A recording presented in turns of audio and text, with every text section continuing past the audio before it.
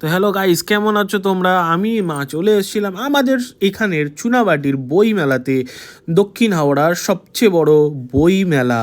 তো এইখানে আমরা প্রথমে এসে তারপরে এখানে এদিক ওদিক একটু দেখলাম। তো একটা আমি জিনিস কিনলাম, এই জিনিসটা আমি কিনেছিলাম, দাম নিয়েছিল মাত্র 100 টাকা। তারপরে আমরা এদিক ওদিক ঘুরলাম, বিভিন্ন বই, গল্পের বই, সবার জীবনী, বড় বড় যারা আছে তাদের লেখা কিছু গল্প, সমস্ত বই, তারপরে গাছ, তারপরে খাবার স্টল, অনেক কিছু বসেছিল। আর সেখানে এত বড় মেলা, এটা আমাদের তৃতীয় বছর হচ্ছে এটা নিয়ে।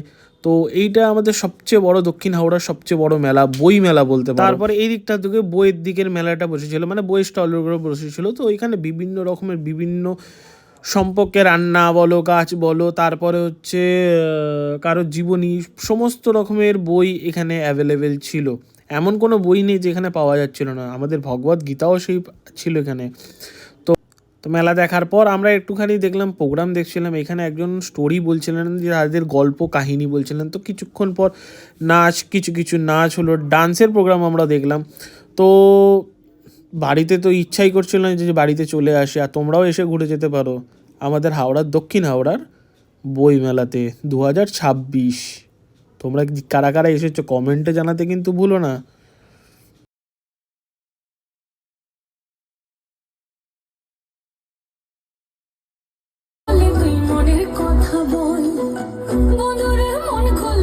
তিনি হাজরা পুলিশের নির্মম গুলি চালনা ও লাঠিচার্জ